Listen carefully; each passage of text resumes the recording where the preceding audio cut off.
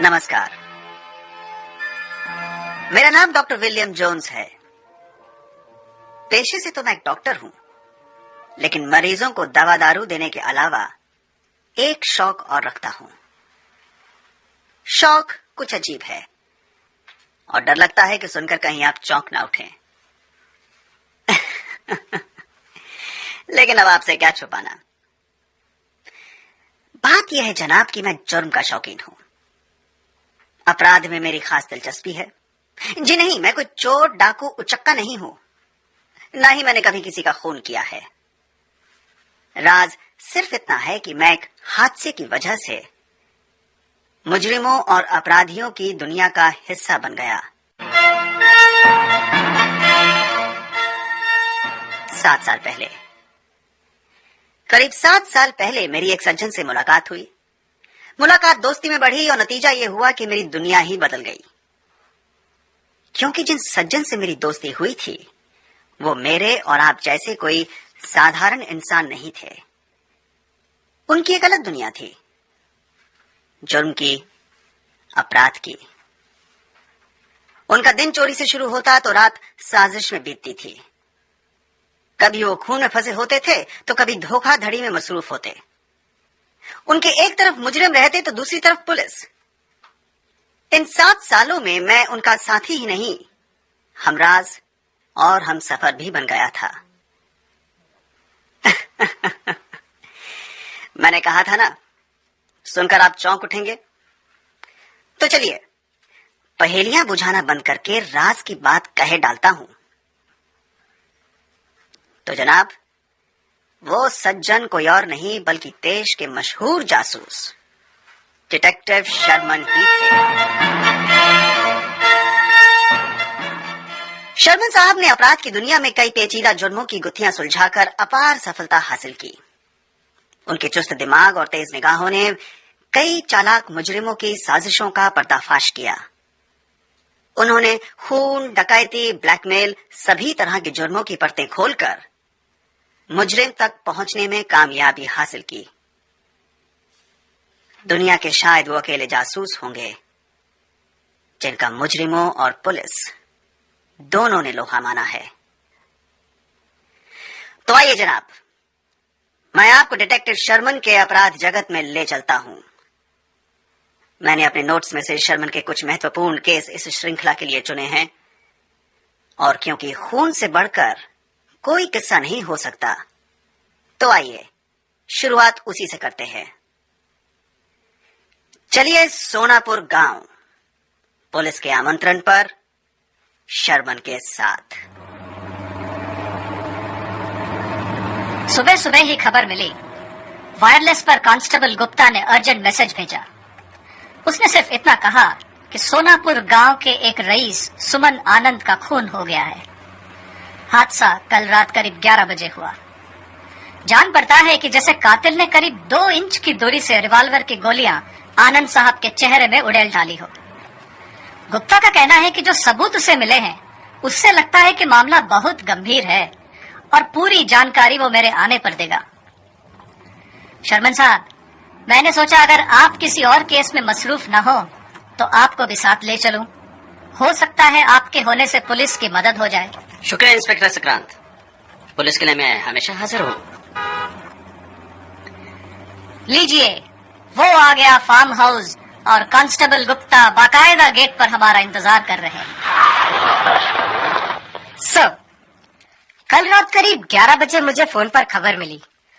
Phone सुमन आनंद के दोस्त अशोक निगम का था। अशोक साहब उनके जिगरी दोस्त थे और उनका इस घर में अक्सर आना जाना लगा रहता था। उन्होंने मुझे खून के बारे में बताया और मैं तुरंत यहाँ चला आया। बहुत बुरी तरह मारा है सर, बहुत बुरी तरह। चेहरा एकदम टुकड़े टुकड़े हो गया है। आइए मैं आपको लाश दिखाता हूँ और बाकी की कहानी आप अशोक साहब से ही सुन लीजिए, जैसी उन्होंने मुझे सुनाई थी। भाई, ये तो डिजाइनर फार्म हाउस है। उम्दा लैंडस्केपिंग, बंगले के चारों तरफ ये छोटी सी नहर और नहर पार करके घर में जाने के लिए ये खूबसूरत पुल, जिसे आप जब चाहे सीधा खड़ा भी कर सकते हैं। आइए मैं आपको अंदर ले चलता हूँ।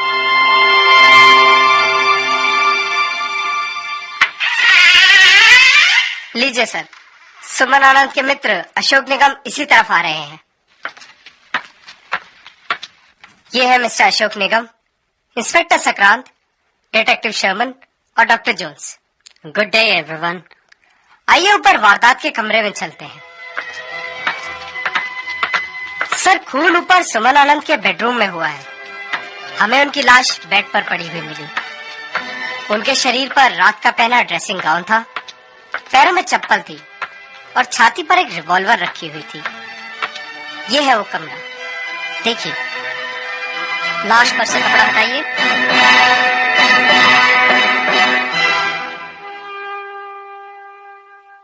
चेहरा तहस नहस हो गया है। सब कुछ वैसे ही है जैसे पाया गया था, कुछ भी छुआ नहीं गया है। ये हुआ किस वक्त? 11 बजने से कुछ देर पहले मैं अपने बेडरूम में बैठा हुआ था कि मैंने गोलियां चलने की आवाज सुनी। मैं दौड़कर यहाँ आया। मेरे ख्याल से मुझे यहाँ पहुंचने में 30 सेकंड से ज्यादा वक्त नहीं लगा होगा। दरवाजा खुला था? जी हाँ। बेचारा आनंद बिस्तर पर मरा पड़ा हुआ था। कमरे में और कोई नहीं था। इतने में मैंने मिसेस आनंद को सीढ़ियों पर आते हुए सुना। मैंने बाहर आकर उन्हें वापस अपने कमरे में भेज दिया ताकि वो आनंद का बिगड़ा चेहरा देखकर घबरा न उठे। फिर मैंने नौकर रामू को बुलाया और हम दोनों वापस कमरे में आए। बाहर नहर का पुल रात को ऊपर कर दिया जाता है? जी हाँ, रोज शाम को 6 बजे रामू पुल को खड़ा कर देता है। कल मैंने उसे खुद इसमें मदद की। जी साहब। वो कातिल निकलकर भागा कैसे?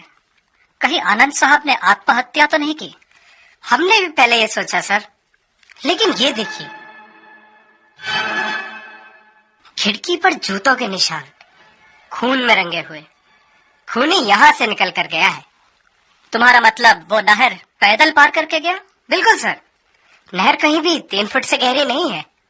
लेकिन अशोक साहब, अगर आप खून होने के आधे मिनट में यहाँ पहुंच गए थे तो उस वक्त कातिल नहर में ही होगा। जी इंस्पेक्टर, लेकिन खिड़की पर पर्दा पड़ा हुआ था और उस वक्त मुझे बाहर झांकने का ख्याल ही नहीं आया। तो इसका मतलब कातिल 6 बजने से पहले पुल पार करके अंदर आया और इस कमरे में छुपा रहा। रात करीब 11 बजे जब आनंद साहब अंदर आए तो उसने उन पर गोली चलाई। उनके बदन पर अपनी रिवॉल्वर छोड़ खिड़की के रास्ते भाग गया। जाने से पहले एक कार्ड भी छोड़ गया है। कार्ड? जी, सिराने पर पिन से टंगा हुआ। कार्ड पर बिच्छू का निशान, इसका मतलब? कुछ मालूम नहीं इंस्पेक्टर, लेकिन ऐसा ही एक निशान आनंद साहब की कलाई पर मैं अक्सर देख चुका हूँ। क्या आनंद साहब किसी सीक्रेट सोसाइटी के मेंबर तो नहीं थे? मुझे इस बारे में कोई जानकारी नहीं। मेरी उनसे दोस्ती पिछले 5 सालों में रही है, जब से वो इस गांव में आए। उससे पहले की उनकी जिंदगी के बारे में न उन्होंने कभी कुछ कहा था, न मैंने कुछ पूछा था। मैंने भी कई बार बिच्छू का निशान मालिक की कलाई पर देखा है, लेकिन कभी पूछने की हिम्मत नहीं की। अरे, वो साहब की सोने की अंगूठी ले गया है, उनकी शादी की अंगूठी। क्या? जी साहब, वो अपनी शादी की अंगूठी बीच वाली उंगली में पहनते थे और उसके ऊपर ये चांदी की अंगूठी। हाँ, ये चांदी की अंगूठी तो वैसे ही है, लेकिन उसके नीचे वाली सोने की अंगूठी गायब है। तुम्हारा मतलब वो सोने की अंगूठी इस दूसरे अंगूठी के नीचे पहनते थे? जी, हमेशा। इसका मतलब कातिल ने पहले चांदी की अंगूठी निकाली, फिर सोने वाली निकालकर अपनी जेब में डाली और चांदी की अंगूठी वापस उंगली पर चढ़ाई। मेरे पूरे करियर में ऐसा अजीब काम किसी खूनी ने नहीं किया। शर्मन साहब, आप कुछ पूछना चाहेंगे? जी हाँ, अशोक साहब से हम बाद में बातचीत करेंगे। पहले रामू से 2 बातें हो जाएं। Good day mister Ashok. Ramu, तुम कब से आनंद साहब के यहाँ काम कर रहे हो? जी, पिछले 5 सालों से, जब से उन्होंने ये कोठी ली। कल रात जब खून हुआ तो तुम गोली चलने की आवाज सुनकर इधर आए? नहीं साहब, मेरा कमरा पीछे है और वहाँ से इधर की आवाज सुनाई नहीं देती। मैं तो सोने की तैयारी कर रहा था कि अशोक सामने आकर मुझे ये बुरी खबर सुनाई। अशोक साहब आनंद साहब के पुराने दोस्त हैं? जी साहब, बहुत अच्छी दोस्ती थी उनकी। अशोक साहब अक्सर यहाँ आकर कुछ दिन रहते थे। आनंद साहब और उनकी पत्नी के साथ ताश खेला करते थे। रामू, जरा यहाँ लाश के करीब आओ। आनंद साहब की दाढ़ पर यह छोटा सा प्लास्टर लगा हुआ है, क्या पहले तुमने देखा था?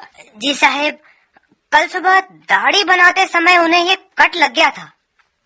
क्या उनके बर्ताव में कुछ खास बात महसूस हुई? जी, वो परसों दिन में मार्केट गए थे और तभी से कुछ परेशान लग रहे थे। तो इसका मतलब उन्हें किसी बुरी घटना का अंदेशा था। हो सकता है कि किसी सीक्रेट सोसाइटी, जिसका चिन्ह बिच्छू है, के मेंबर रहे हों। उस सोसाइटी का कोई दुश्मन यहाँ आता है, उनका कत्ल करके सोसाइटी का कार्ड यहाँ छोड़ जाता है। जब अखबार में खून के साथ पाए गए कार्ड के बारे में छपेगा तो सोसाइटी वालों को पता चल जाएगा कि बदला ले लिया गया है। बिल्कुल। लेकिन वो साथ में अंगूठी भी ले गया, ऐसा क्यों? यही बात समझ में नहीं आती। अरे, ये टेबल के नीचे क्या है? डंबल साहब, मालिक इनसे वर्जिश करते थे। डंबल? लेकिन एक ही डंबल क्यों? मालूम नहीं साहब, मैंने तो हमेशा मालिक को 2 डंबल ही इस्तेमाल करते देखा है। सर, बाहर खूनी की साइकिल पड़ी मिली है, झाड़ियों में छुपाई गई थी। चलो चलकर देखते हैं। वो देखिए सर, वो रही साइकिल। अगर सरकार साइकिलें भी रजिस्टर करने लगे तो पुलिस को मुजरिमों तक पहुंचने में कितनी मदद मिले। लेकिन अचरज की बात है कि वो साइकिल पीछे छोड़कर क्यों गया, और बिना साइकिल के वो रफू चक्कर हुआ कैसे? शर्मन साहब, मामला और भी बिगड़ता जा रहा है। संक्रांत भाई, मुझे तो लगता है कि मामला सुलझता जा रहा है।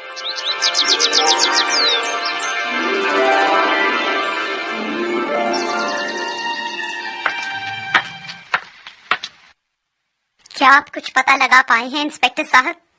हम पूरी कोशिश कर रहे हैं मिसेस आनंद, आप संतुष्ट रहिए।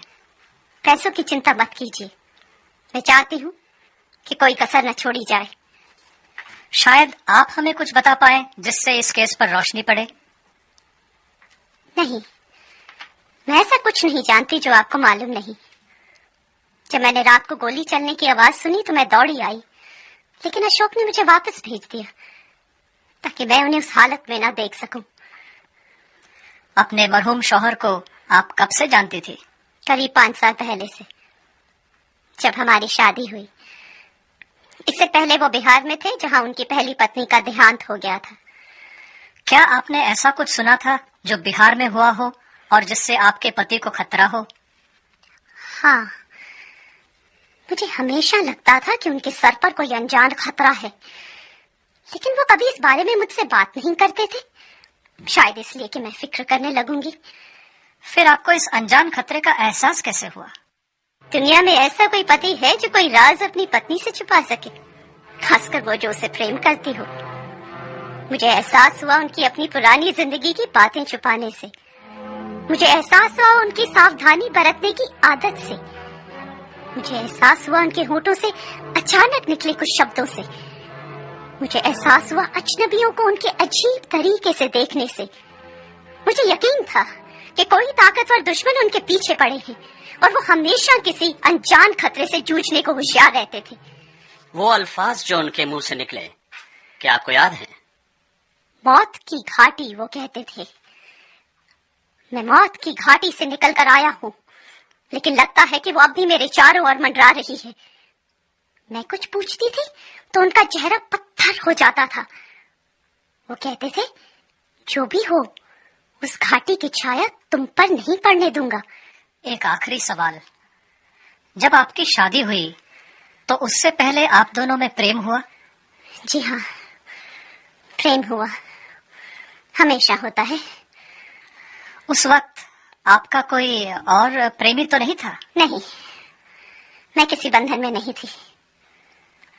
आपके पति की वेडिंग रिंग गायब है, खून का इस बात से कोई रिश्ता हो सकता है? मुझे खुद समझ में नहीं आ रहा है, बहुत अजीब बात है। बहुत बहुत शुक्रिया मिसेस आनंद, कृपया जरा रामू को अंदर भेज देंगी? जी। खूबसूरत औरत है, बहुत सुंदर, और हमारे अशोक साहब भी कम आकर्षक नहीं है। शादी की अंगूठी गायब होने का कारण सोचता हूँ तो लगता है जी, कोई सेवा मालिक? रामू, कल रात अशोक साहब ने पाँवों में क्या पहना हुआ था? जी, उनके काले जूते साहब। वो इस वक्त कहाँ हैं? जी, बाथरूम में है, उनके और मेरे जूतों के तलवों में खून लग गया था, इसलिए धोने छुड़ाया था। वो जूते लेके वारदात के कमरे में पहुंचो। जी। ये लीजिए साहब, आनंद साहब के जूते। यहाँ खिड़की के पास ले आओ। शुक्रिया रामू। अब मैं इन जूतों को खिड़की पर ये खून के लगे निशानों पर आहिस्ता से रखता हूँ।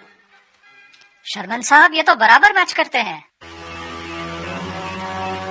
तो अशोक साहब ने जानबूझकर ये निशान खिड़की पर लगाए, पुलिस को गुमराह करने के लिए। अरे ये क्या, बाहर लॉन में देखिए, श्रीमती आनंद अशोक निगम के साथ खुशी खुशी बात करते हुए। विश्वास नहीं होता। झूठ, एकदम झूठ। अशोक साहब की कहानी में कुछ सच्चाई नहीं, और चूंकि श्रीमती आनंद भी वही कहानी दोहरा रही हैं, इसका मतलब वो भी झूठ बोल रही हैं। यानी दोनों इस खेल में मिले हुए हैं और कोई षड्यंत्र रच रहे हैं। झूठ? ये तुम कैसे कह सकते हो शर्मन? सिर्फ उन दोनों को इकट्ठा देखकर? सिर्फ उन दोनों को इकट्ठा देखकर ही नहीं, हालांकि वो बहुत ही कठोर दिल औरत होगी जो अपने पति की मौत के समय उससे दूर रह पाती है और अगले ही दिन उनके दोस्त के साथ हंसती खेलती पाई जाती है। बल्कि इस बात से कि उनकी कहानी में वक्त का अंदाजा एकदम गलत है। मैं ये मानने के लिए हरगिज तैयार नहीं कि कातिल ने गोली चलाने के बाद 30 सेकंड में अशोक साहब के वहां पहुंचने से पहले मृत शरीर की उंगली से 2 अंगूठियां निकाली हो, फिर एक वापस पहनाई हो, सिरहाने पर अपनी सोसाइटी का कार्ड एक पिन के द्वारा लगाया हो और वहां से रफू चक्कर हो गया हो। और जब हम देख चुके हैं कि खिड़की पर जूते के निशान अशोक निगम ने खुद लगाए हैं, तो यह साफ हो जाता है कि उनकी कहानी हकीकत नहीं बल्कि एक षड्यंत्र है। तो तुम्हारा मतलब खून 11 बजे नहीं, जैसा कि अशोक का कहना है, बल्कि उससे पहले हुआ? बिल्कुल। और खून होने से नौकर रामू को जगाने तक क्या हुआ, ये सिर्फ अशोक और श्रीमती आनंद जानते हैं। वो दोनों इस खेल में साथी हैं। लेकिन एक बात अजीब है, अगर वो एक अवैध प्रेम के बंधन में हैं, तो वो मृत आनंद की शादी की अंगूठी निकालकर इस बात की ओर इशारा क्यों करेंगे? दूसरे, उन्हें इस बात का यकीन कैसे था कि गोली की आवाज सुनकर नौकर दौड़ा चला नहीं आएगा? तीसरे, जो झाड़ियों में साइकिल पड़ी मिली है, वो किसकी है? सर केस सॉल्व हो गया सर। अशोक निगम आनंद साहब के कातिल नहीं है।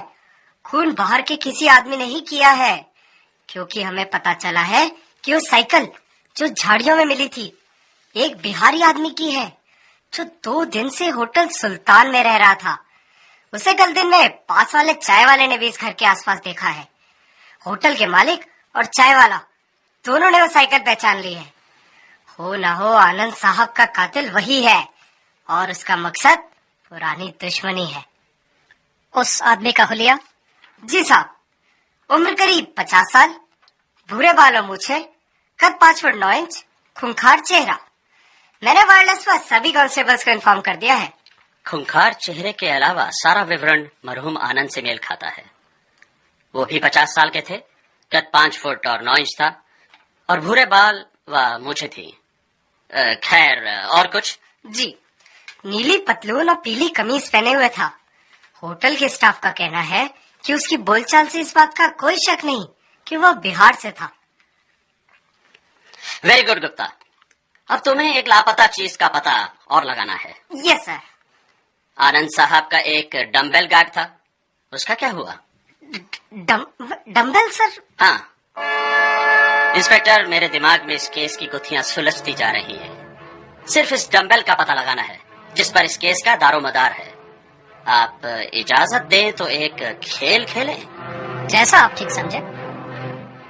तो आइए मेरे साथ बाहर लॉन में जरा अशोक निगम से बातचीत हो जाए। अशोक जी, अच्छा हुआ आप मिल गए। हम लोग आपसे ही मिलने जा रहे थे। हाँ जी, कहिए। अशोक जी, हमें म्युनिसिपैलिटी वालों से नोटिस मिला है कि आपके फार्म हाउस की नहर का पानी बहुत गंदा हो गया है। इससे बीमारी फैलने का खतरा है, इसलिए कल सुबह उनके आदमी आकर नहर का पानी खाली कर देंगे। आपको आपत्ति तो नहीं? नहीं, हमें कोई एतराज नहीं। शर्मन साहब, नाटकबाजी में आपका मुकाबला नहीं। अब और कितना इंतजार करना पड़ेगा? 2 घंटे तो हो गए हमें रात की ठंड में यहाँ लान में ठिठुरते हुए। जासूसी में अगर कुछ नाटक ना हो तो इस काम का मजा ही क्या। रही बात इंतजार की, तो मैं इतना कह सकता हूँ कि अगर मुजरिम अपनी कार्यवाही रेलवे टाइम टेबल की तरह सुनियमित रखने लगे तो हमें और आपको कितनी सुविधा होगी। लो, अब और इंतजार नहीं। वो देखो, आहिस्ता से दरवाजा खुल रहा है, भीतर से रोशनी दिख रही है और एक आदमी की रूपरेखा बाहर आती हुई, टॉर्च की रोशनी में राह टटोलते हुए नहर की तरफ जाती हुई। अरे, ये तो हमारे जाने पहचाने अशोक निगम है। लेकिन ये क्या, रात के इस वक्त में फिशिंग रॉड से नहर में मछली पकड़ने की क्या सोची? लगता है उन्हें कुछ मिल गया है पानी में और रॉड की हुक से उन्होंने बाहर निकाल लिया है। ये है क्या, कपड़े का थैला? अब इंस्पेक्टर दबोच लो। बच के कहाँ जा सकते हैं मिस्टर अशोक? और ये जो थैला आपने पानी से निकाला है, मेरे हवाले कर दीजिए। आइए अशोक साहब, बाकी बातें अंदर करते हैं, बाहर बहुत सर्दी है। चलिए फिर से वारदात के कमरे में चलते हैं, जहां सुमन आनंद की लाश हमारा इंतजार कर रही है। मैंने कहा था ना इंस्पेक्टर कि इस केस का दारोमदार उस लापता डंबेल पर टिका है। क्योंकि अगर कोई भारी वस्तु गायब हो और पास में पानी मौजूद हो तो यह पूछना मुश्किल नहीं कि उस वजनी चीज से पानी में कुछ डुबाया गया है। लेकिन वो क्या डुबाया गया है और किसने डुबाया है, ये पता लगाने के लिए मुझे ये नाटक खेलना पड़ा। नहर खाली करने की धमकी देने से हुआ ये कि जिसने भी वो वस्तु पानी में डुबाई थी वो रात के अंधेरे में उसे निकालने जरूर आएगा। इंस्पेक्टर, अब इस बंडल को खोला जाए तो जिस राज की हमें तलाश थी वो सामने आ जाएगा। अगर मेरा अंदाजा सही है तो इसमें आपको एक पीली कमीज और एक नीली पतलून मिलेगी। आपका कहना सही निकला शर्मन साहब, वाकई ही इसमें पीली कमीज और एक नीली पतलून निकली। अशोक साहब, आपका खेल खत्म। अब जो कहना है कह दीजिए। आप जब इतना सब जानते हैं शर्मन साहब, तो बाकी भी बता दीजिए। अगर जरूरत पड़ी तो जरूर बताऊंगा, लेकिन मेरी इच्छा है कि अपना राज आप खुद ही बताएं। अगर यहाँ कोई राज है तो वो मेरा नहीं है और वो मेरे मुंह से नहीं निकलेगा। अगर आपकी यही मर्जी है तो हमें आपको तुरंत गिरफ्तारी में लेना पड़ेगा। आप जो चाहे कर सकते हैं। बस, तुम बहुत कुछ अपने सर ले चुके हो अशोक, बहुत कुछ। आगे इसका जो भी बने, तुमने अपना फर्ज निभा दिया है। मिसेज आनंद, गुस्ताखी के लिए माफी चाहता हूँ, लेकिन अगर आप और अशोक साहब हमारी मदद नहीं करेंगे तो मजबूर होकर मुझे मिस्टर सुमन आनंद से गुजारिश करनी पड़ेगी कि वो अपनी कहानी खुद सुनाएं। शर्मन, अगर तुम हमें ये कहानी सुमन आनंद के मुंह से सुनाना चाहते हो तो तुम्हें उसकी लाश में भी जान फूंकनी पड़ेगी। लगता है इसके अलावा और कोई चारा नहीं, लेकिन ये काम मैं नहीं, मिसेज आनंद करेंगी। मिसेज आनंद। अशोक, लगता है शर्मन साहब के आगे हमें झुकना ही पड़ेगा। मेरे ख्याल से वक्त आ गया है। तुम ट्रैपडोर का दरवाजा खोल दो। सुमन, सुमन। शालिनी। वेलकम मिस्टर आनंद। मुझे मालूम था कि आप इसी घर में कहीं छुपे हुए हैं। जी, पिछले 24 घंटे मैंने इस तहखाने में बिताए। फर्श पर इस ट्रैप डोर के नीचे एक छोटी सी अंधेरी कोठरी में। आप मिस्टर आनंद हैं, तो ये व्यक्ति कौन है जो यहाँ मरा पड़ा है और जिसके खून की तहकीकात हम कर रहे हैं? जरा सा सब्र इंस्पेक्टर साहब, अभी सब सामने आ जाएगा। मैंने सोचा था कि मैं कानून को धोखा दे पाऊंगा और हमेशा के लिए अपने दुश्मनों को गुमराह कर दूंगा, लेकिन शर्मन साहब का इरादा कुछ और ही था। और अब मैं आपके समक्ष हूँ। हम सब आपकी कहानी सुनने के लिए बेचैन हैं। जी हाँ इंस्पेक्टर साहब, मेरी कहानी कल रात से नहीं, बल्कि करीब 20 साल पहले से आरंभ होती है। मैं एक शरीफ आदमी था। शर्म की बात है कि मैं किन्हीं कारणों से एक मुजरिमों के दल में फंस गया था। बिच्छू नाम था उस दल का, और उन्होंने बिहार की घाटियों में आतंक फैला रखा था, जिससे वहां के निवासी उसे मौत की घाटी के नाम से बुलाने लगे थे। उस दल की एक खास पहचान थी, ये बिच्छू का निशान, जो हर सदस्य की बाईं कलाई पर अंकित किया जाता था। मैंने भी उस दल के साथ कई अपराध किए, खून, डकैती, अपहरण। लेकिन एक दिन मैं उस गुनाह की जिंदगी से तंग आकर भाग निकला। मुझे ये मालूम नहीं था कि मौत की घाटी के बिच्छू मुझे कहीं भी चैन से जीने नहीं देंगे। मैं जहां भी गया, कलकत्ता, आसाम, भोपाल, वो मेरे पीछे पड़े रहे। उन्हें डर था कि मैं कभी पुलिस को उनके बारे में जानकारी न दे दूं। आखिरकार मैंने यहां आकर पनाह ली, शादी की, लेकिन अपनी पत्नी को कुछ नहीं बताया। पर हर वक्त मुझे किसी अनहोनी का अंदेशा लगा रहता था। मुझे ये आशंका थी कि वो अभी भी मेरे पीछे पड़े हुए हैं। 2 दिन पहले जब मैं मार्केट गया तो मुझे एक जाना पहचाना चेहरा नजर आया। ये था मौत की घाटी के मेरे एक खूंखार साथी ब्रह्म प्रकाश का। वो एक हरी साइकिल पर बैठा बाजार में इधर उधर घूम रहा था। मुझे शक हुआ कि वो मुझसे बदला लेने यहाँ आया है। मैं सावधानी बरतने लगा। कल रात जब मैं सोने से पहले इस कमरे की बत्ती बुझाने के लिए आया तो मुझे किसी गुप्त खतरे का एहसास हुआ।